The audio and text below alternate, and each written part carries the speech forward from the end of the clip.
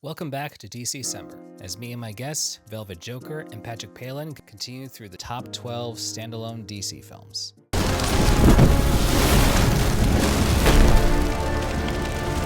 I gotta say, it's something that we see a lot of DC movies. A good portion that are most popular are with Batman, but for this one, it is a great telling of his origin. And not just with the parents' murder, because that's already been beaten to death, even by 2005, but mostly with how he becomes Batman in live action format, that is. Ra's al Ghul.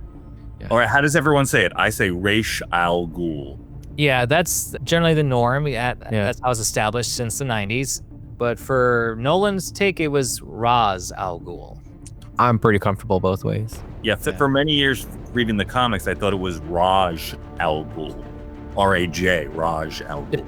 I mean, that'd be more fitting, I would think, given the Arabic or Indian background or somewhere in the Middle East for the character. But it's always interesting for Ra's how he wants Batman to be successor. So it's rather fitting that he would be his mentor for most of his training here. My greatest student.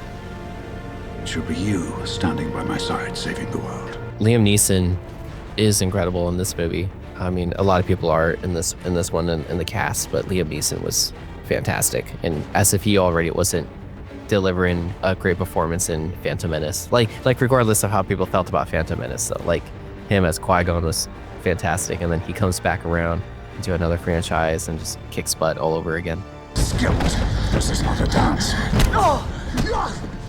And despite with Bale's voice for most trilogy, at least for this one, it was a good balance where it's not intimidating, because I guess what they're going for with Bale's Batman was to really sound demonic, like he's a creature of the night. Demonic or asthmatic, and sometimes it changes. Yeah, is it instilling fear or is it instilling concern? Hey, do you need like some air? Where were the other drugs going? Oh, I swear to God. Swear to me! And just really the atmosphere, even though it's a very more realistic Gotham, still, it does feel like Gotham City. It doesn't really feel like Chicago or New York exactly, just because of where you see the high, rich society people tend to be, like when Bruce is incognito, and as well as on the other side with the Narrows, for how bleak and depressing it is for how some of the people live and how they're trying to survive. Lad, I have kids to feed. Well, I don't like falafel. And I gotta say, the gliding mechanic is such a good idea.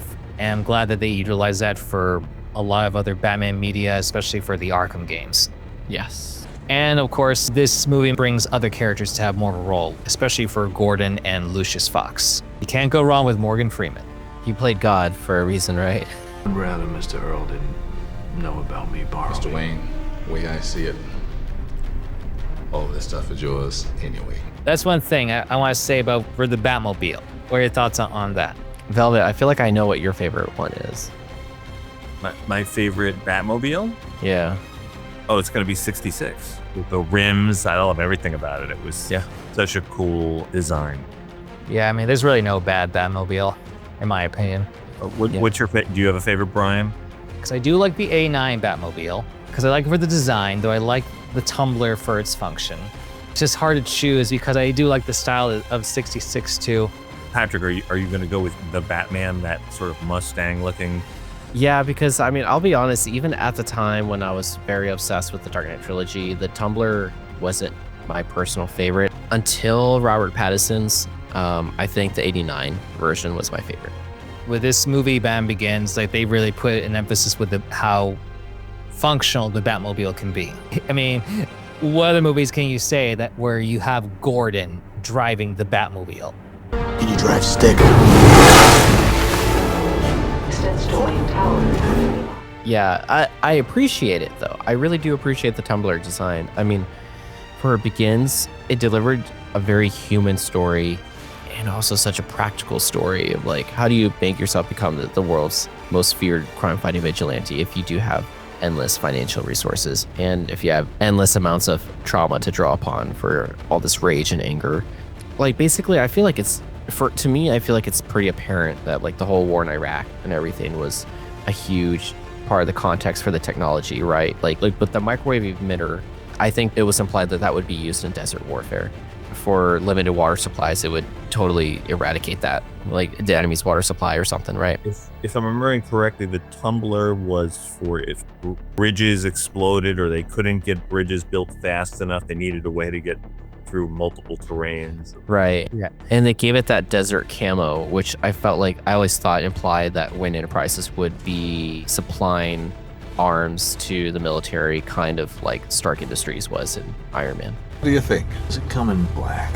The very practical, real-world explanations that I thought at the time made a lot of sense. Just funny how they could be used to solve world problems, but instead it's being used for a man's war on crime in one city.